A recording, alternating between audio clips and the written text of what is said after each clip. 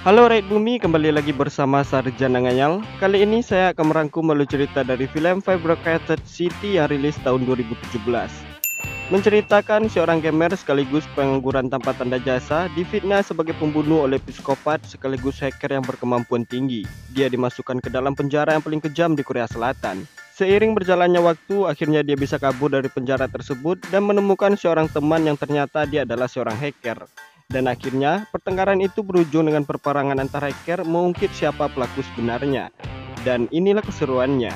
Yuk, tanpa berlama-lama langsung saja kita ke ceritanya. Susu real good enak, baik nutrisinya. Susu real good, susu real good. Adegan dibuka memperlihatkan perang besar yang dipimpin oleh pria yang bernama Dae-jang dalam sebuah misi menjinakkan bom yang ada di dalam gedung. Dengan kelincahan strategi, mereka berhasil meratakan semua musuh yang berada di luar. Di dalam gedung, Dae-jang menyuruh rekannya standby di lantai bawah, sementara dia akan menangani musuh yang berada di lantai atas. Dae-jang berhasil mengatasinya, tapi saat hendak mematikan bom di lantai yang satunya lagi, Dae-jang mendengar rekannya telah dikepung oleh musuh di lantai bawah. Itu mengharuskan Dae-jang berbalik melindungi rekannya. Rekannya yang lain membantu mengobati temannya yang terluka, sementara Dae-jang memperlambat serangan musuh. Sebagian rekan yang lain mengambil alih mematikan bom di lantai atas. Pada akhirnya, Dae-jang tewas saat melindungi rekannya itu. 폭탄 해제 완료. Temannya yang masih hidup memenangkan permainan tersebut. Ternyata itu adalah pria yang bernama Kyonyo yang sangat mendalami permainan gamenya.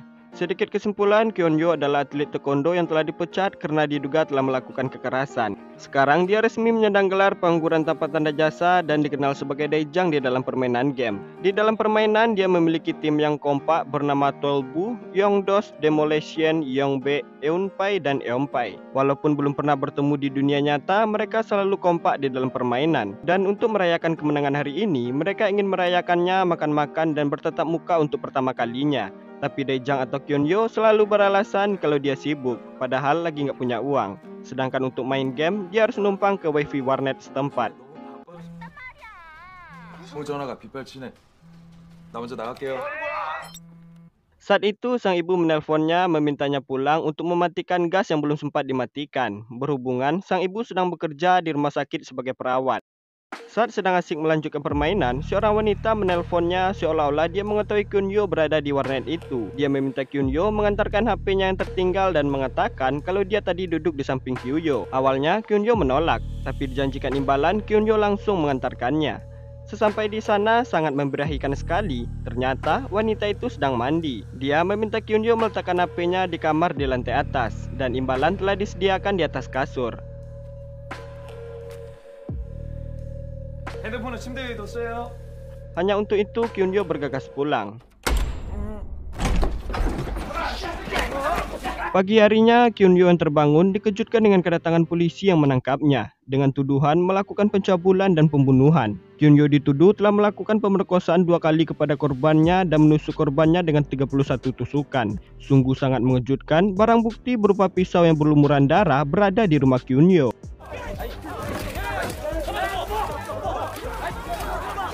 Kasus hina itu langsung mencuat menjadi berita yang menggemparkan di Korea Selatan. Seperti sesuatu yang sudah direncanakan dengan baik, sidik jari dan semua sampel DNA Kyonyo menunjukkan kalau dia adalah pelakunya.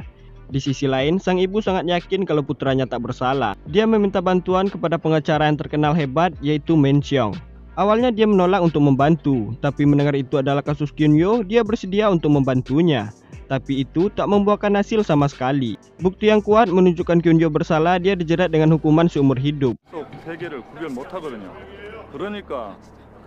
Menjalani hukuman dari perbuatan yang tidak ia lakukan, Kyonyo dibawa ke salah satu penjara yang paling kejam level 1 di Korea Selatan.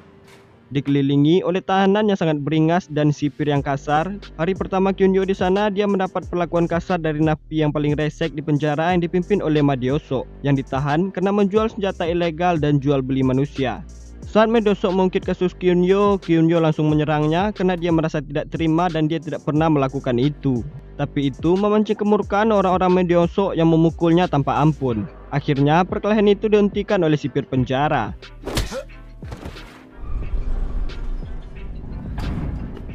징벌방 30일이다.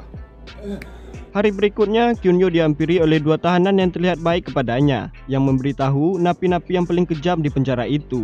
Yang pertama adalah Medeokso dan seorang napi tua yang ditahan karena melakukan pembunuh berantai dan kanibalisme.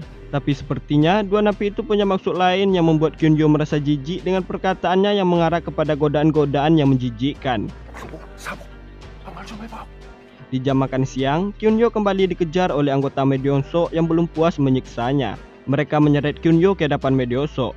Mereka juga membawa dua tahanan yang kayak tadi dan meminta Kyunyo melakukan cikidi papau untuk memperagakan tragedi kasusnya. Karena dia tidak mau, akhirnya Kyunyo harus menjadi korban dan menerima pukulan-pukulan keras dari burung puyuh dua tahanan yang gaib tersebut. 어린이한테 했던 거 그대로 해봐. 미쳤어? 그럼 니들이 할래?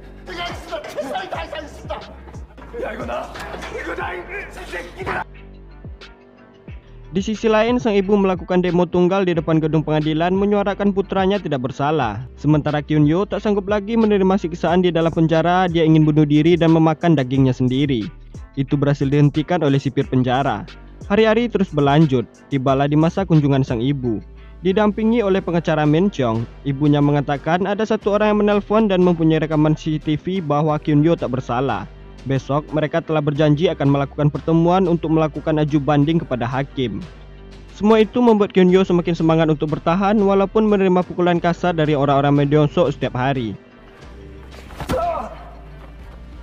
Saat jam makan, napi tua si pembunuh berantai menghampiri Kyunyo memberinya daun herbal untuk mengobati luka-lukanya. Dia terlihat respect kepada Kyunyo dan dia juga tidak percaya Kyunyo telah melakukan kasus itu. Saat jam makan berikutnya, Kyunyo sengaja memancing kemarahan Medeokso lalu dia memasuki ruang mesin penjara. Di sana, terlihat sebagian anggota Medeokso tengah bekerja.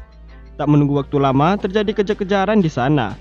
Dengan alat yang telah disediakan, ujung pena dan kertas, Kyunyo merakit alat sederhana seperti anak tombak, lalu melumpuhkan anggota Medeokso dan menjatuhkan Medeokso itu sendiri.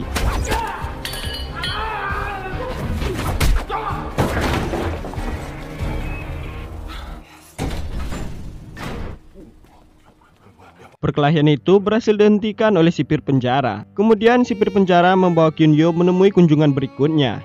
Itu adalah kunjungan pengacara Min Cheong yang memberi kabar duka, mengatakan kalau sang ibu telah meninggal bunuh diri karena tak sanggup lagi memikul penderitaan dan rasa malu. Kedatangannya hanya meminta tanda tangan Kyunyo untuk pemakaman sang ibu. Itu menjadi kesedihan yang mendalam bagi Kyunyo yang tak bisa melihat sang ibu untuk terakhir kalinya. Hari berikutnya, di lokasi santai lapas, orang-orang Medeokso akan menyerang Kyunyo karena kurang terima dengan perlakuannya kemarin. Niatnya itu dihentikan oleh sipir penjara, tapi mereka melakukan perlawanan kepada sipir. Keributan itu terlihat semakin kacau. Di sisi lain, di tengah kekacauan itu, Medeokso diam-diam ingin menikam Kyunyo dari belakang. Tapi ternyata Kyunyo telah menyiapkan semuanya. Dia berhasil menyayat wajah Medeokso dengan pisau, lalu menusuk dirinya sendiri.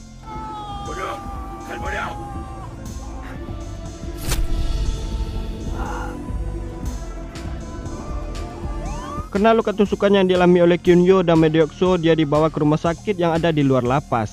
Ternyata ini semua telah diatur oleh Kyunyo sebagai jalan untuk kabur dari penjara. Setelah mengikuti petunjuk si napi pembunuh berantai, dia memukul dua sipir yang berada di bangku belakang, kemudian meminta kunci borgolnya kepada sipir yang ada di depan. Sipir yang mengemudi melihat itu langsung banting setir sehingga terjadi goncangan. Saat sipir yang satu laginya ingin menembak, karena goncangannya begitu kuat, tembakannya meleset mengenai rekannya sendiri. Dia pun hilang kendali. Akhirnya mobil itu terguling dan Kyunyo berhasil mendapatkan kuncinya. Saat ingin kabur, sipir itu mengarahkan pistol kepada Kyunyo. Tapi seperti ada rahasia yang telah diketahuinya, sehingga dia membiarkan Kyunyo pergi begitu saja. Hanya hitungan menit, berita itu langsung tersebar luas di berbagai media. Kyunyo mengambil baju di jemuran Pak Ota, lalu berlari sekuat-kuatnya. Akhirnya dia sampai di jalan lintas. Kyunyo melihat dua turis tengah kesal karena mobil mereka mogok. Kyunyo membantunya dan mendapatkan tumpangan menuju kota. Naasnya, karena berita kabur Kyunyo, polisi berjaga di mana-mana. Mobil mereka dihentikan oleh polisi. Seketika, Kyunyo langsung menundukkan badannya dan turis itu melihat Kyunyo tengah ketakutan. Dia dengan sigap membantu Kyunyo. Turis yang belum pasif berbahasa Korea itu berbicara tergesa-gesa mengatakan jadwal penerbangan mereka sebentar lagi. Akhirnya polisi itu membiarkan mereka pergi. Sesampainya di bandara, ternyata turis itu ingin jalan-jalan ke Cina. Mereka terlihat percaya kepada Kyunyo, langsung menitipkan mobilnya kepada Kyunyo. Kyunyo langsung bergegas menuju kediaman Min Chong. Awalnya Min Chong kaget melihat kedatangannya. 술기는 먹으라 밖에 이렇게 좀 보이자. Dia membuatkan kopi untuk Kyunyo, tapi dia memberitahu polisi tentang keberadaan Kyunyo di rumahnya.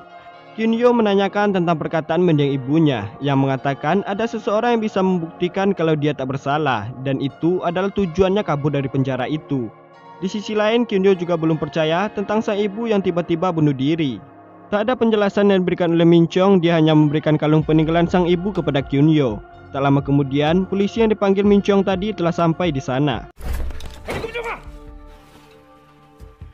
Setelah itu, Kyunyo mengunjungi layanan internet mencari sesuatu tentang berita dirinya.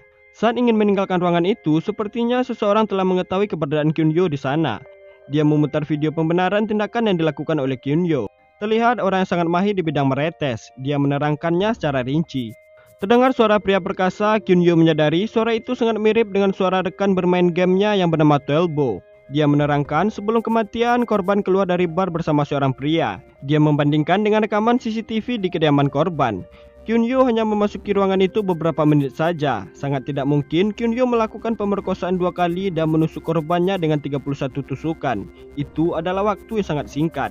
Keanehan berikutnya, rekaman CCTV kediaman korban hanya menyimpan video kedatangan Kyunyo. Tidak ada video sebelumnya. Sepertinya rekaman itu telah diretes oleh seseorang. Tak ingin keberadaannya diketahui, Kyunyo bergegas meninggalkan ruangan itu. Setelah itu, Kyunyo mengunjungi warung Pak Ante ingin menemui Telbo. Sampai di sana, dia kebingungan karena belum pernah bertemu dengan Telbo sebelumnya. Dia dihadapkan dengan seorang wanita. Ternyata, itu adalah Telbo. 내가 털보라고. Sebagai orang yang tertutup, ternyata wanita itu sengaja mengubah suaranya untuk berkomunikasi di dunia maya. Twelbo mengajak Kyunyo ke kediamannya yang jauh dari keramaian, tinggal sendirian di gubuk kecil ditemani oleh komputer-komputer kesayangannya. Saat sedang makan, Kyunyo menerima 3 orang tamu. Kyunyo ketakutan dan bersiaga, tapi orang-orang itu terlihat santai dengan percakapan mereka. Kemudian mereka memperkenalkan diri mereka. Ternyata itu adalah Yongdos, Demolition, dan Yongbek, teman bermain game Kyunyo.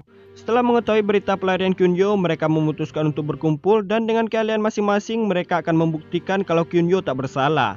Mereka mengatakan Yunpai dan Yeonpai belum sempat hadir karena mereka ada pekerjaan. Di tempat lain, Min Chong masih merasa heran kenapa Kyunyo berani memukul Medeokso, orang yang paling kasar di penjara. Sementara itu, Telbo dan kawan-kawan menganalisa semua kejadian.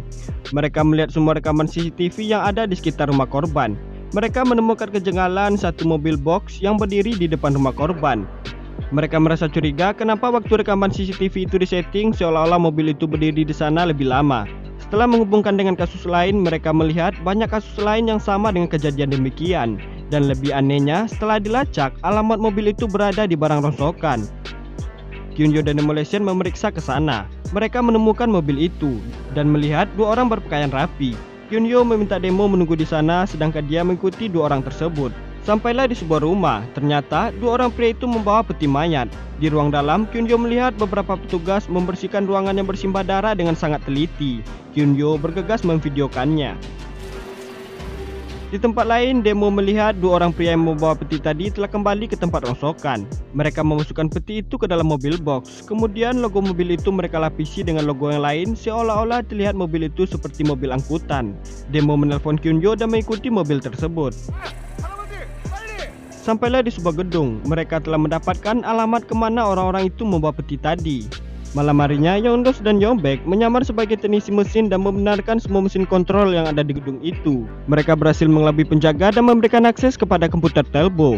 Setelah itu, Kyunyo masuk menuju alamat kamar yang telah diberikan oleh Telbo. Dimonitori oleh Telbo, pergerakan Kyunyo tak terlihat di CCTV. Saat memasuki kamar itu, ternyata itu adalah kediaman aktor terkenal Korea Selatan. Kyunyo melihat isi dalam peti tadi. Ternyata itu adalah jasad si aktor atau pemilik rumah. Setelah itu, Telbo menyuruh Kyunyo bersembunyi karena ada orang yang datang. Orang-orang itu menata isi ruangan dengan sangat teliti. Lalu mereka menempelkan foto wanita yang tak dikenal dekat foto si aktor. Kemudian melarutkan jasad si aktor di dalam kaca seperti hiasan. Tak lama kemudian, seseorang datang lagi mengantarkan sapu tangan yang telah memiliki sidik jari dari wanita yang tak dikenal tersebut. Mereka menempelkan sidik jari itu kepada gelas dan bingkai foto yang ada di sana. Sepertinya sudah bisa disimpulkan mereka akan menjebak seseorang yang akan dituduh sebagai pembunuh si aktor. Tapi kenapa itu semua dilakukan? Kita akan mengetahuinya sebentar lagi. Oke, lanjut.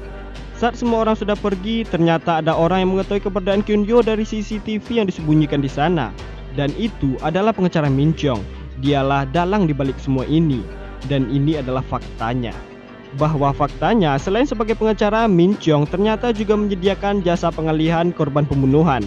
Untuk kasus kali ini, sebenarnya si aktor dibunuh oleh kekasihnya sendiri yang bernama Yeonri, anak dari pengusaha kaya. Karena tak ingin anaknya ditahan, pengusaha kaya itu meminta bantuan Min Chong untuk mengalihkan pelaku pembunuh si aktor. Namun kenyataannya, di balik kantor Min Chong yang sederhana, dia memiliki ruang rahasia yang dilengkapi dengan sistem keamanan yang sangat canggih. Dengan teknologi yang cukup, Min Chong dengan mudah mencari targetnya. Dan target yang akan dikorbankan adalah pengangguran dan pekerja serabutan. Min Chong akan melacak orang itu sedetail-detailnya, sehingga orang yang akan dikorbankan sebagai pelaku dan korban yang telah tewas akan terlihat berhubungan nantinya. Jika semua itu sudah diatur dengan baik, orang-orang Min Chong akan menyamar menjadi apapun agar bisa mengambil sidik jari, DNA rambut, keringat, dan semuanya dari korban yang akan dikorbankan. Sidik jari mereka akan dicetak menggunakan sapu tangan sehingga semuanya terlihat seperti nyata. Sekarang, setelah mengetahui Kyunyo sebagai penghalang, mereka akan merekrut anggota baru dari penjara. Sesampainya di rumah, Kyunyo meminta Tuelbo melacak sidik jari dari bingkai foto yang telah diambilnya. Setelah diketahui, Yobek mengikuti wanita itu, dan dia berhasil menyambungkan alat pelacak kepada ponsel wanita tersebut.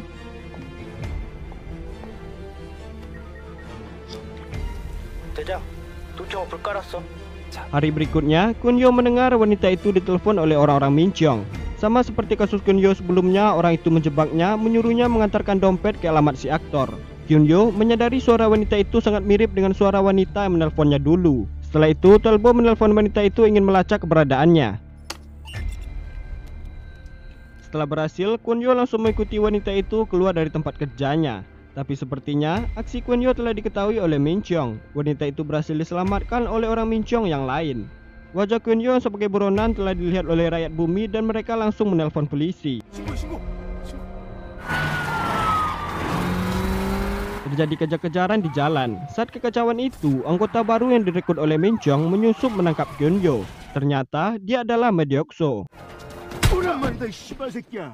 Bisa disimpulkan, ternyata Min Chong juga telah mengendalikan sebagian polisi. Kyunyo berhasil disekap oleh Medeokso. Saat itu, Tuelbo menelpon polisi. Dia mengatakan seolah-olah dia akan dibunuh oleh orang di gedung tua tempat Kyunyo ditahan.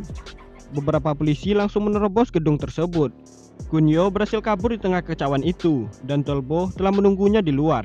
Tapi entah kenapa polisi membebaskan Medeokso begitu saja.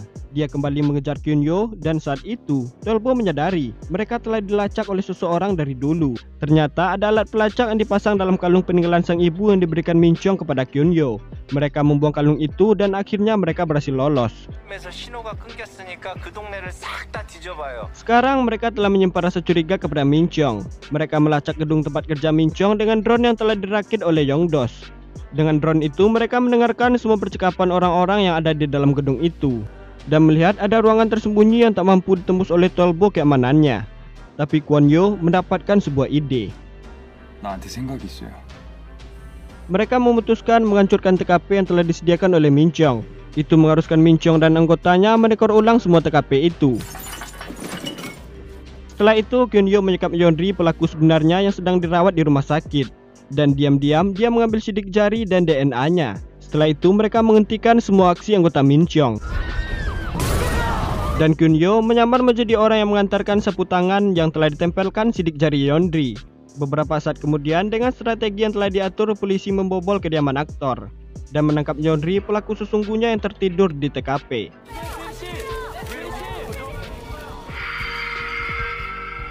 Karena tragedi itu, Min Chong mendapat teguran keras dari ayah Yeonri, pelanggannya. Saat itu, Kyunyo masuk ke kantor Min Chong. Min Chong kabur memasuki ruang rahasianya. Kyunyo berhasil masuk dan memukul Min Chong tanpa ampun. Saat Kyunyo ingin menghabisi hidup Min Chong, ternyata di balik itu Medeokso telah menerobos kediaman Tuelbo dan menyekap semua teman-temannya.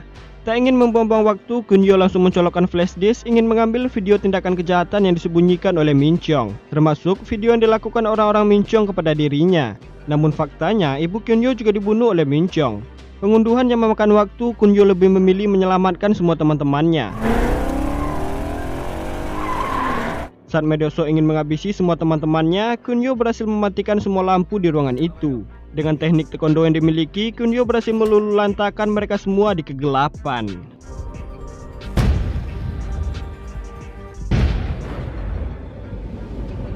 Kunyo berhasil membebaskan semua teman-temannya. Terjadi kejar-kejaran di jalanan. Di sisi lain, Min Cheong menelpon media dan menyiarkan aksi Kwon-yo waktu menculik Yeonri dari rumah sakit. Sehingga Kwon-yo lah yang telah dituduh sebagai pelaku pembunuh si aktor. Sekarang Kwon-yo dan teman-temannya telah ditetapkan sebagai pelaku pembunuhan yang paling berbahaya. Polisi langsung bergegas mengejar Kwon-yo.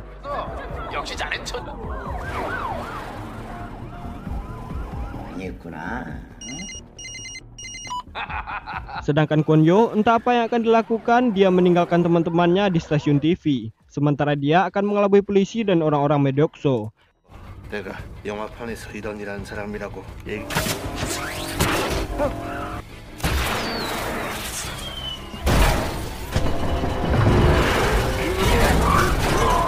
Pada akhirnya, 12 sedang beraksi di ruangan stasiun TV dihentikan oleh Medeokso. Demo dan Yongdos berhasil diamankan oleh polisi. Kwon-yo terus berusaha menyelamatkan 12 dan terjadi kejar-kejaran yang sangat mengkepurutkan. Saat 12 tersadar, dia berhasil pindah ke dalam mobil Kwon-yo. Medeokso yang hilang kendali menabrak truk yang ada di depannya. Setelah itu, Kwon-yo mengantarkan 12 ke stasiun TV sebelumnya. Namun disayangkan, setelah itu Kwon-yo berhasil diamankan oleh polisi. Dan itu menjadi kemenangan bagi Min Cheong. Namun saat itu, dua orang yang bernama Yun-pai dan Eom-pai, dua rekan bermain game Kyun-yo yang belum kita lihat, datang bersama Yong-baek dengan seragam ala-ala pembawa berita. Di tempat lain, Min Cheong baru sadar flash disk yang dicolokkan Kyun-yo sebelumnya telah berhasil mengunduh semua video bukti kejahatannya. Unduhan itu langsung terhubung ke komputer 12 dan berita disiarkan. Dipandu oleh Eom-pai yang berprofesi sebagai aktor film telanjang, dia berhasil menerangkan secara rinci kebenarannya.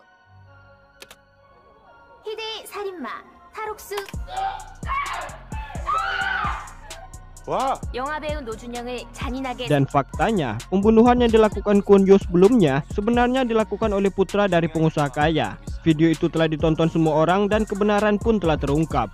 Min Cheong ditetapkan sebagai dalang di balik semua ini. Di ending, Min Cheong masuk ke dalam penjara dan bertemu dengan Medeokso yang telah ditahan kembali. Cerita pun berakhir dengan terungkapnya semua fakta. 구제 방안을 논의하기 위해 관계 부처를 하지수 강간 살인 사건의 진범으로 밝혀진 그 나무를 썩은 나무라고 그랬다. 그러나 나는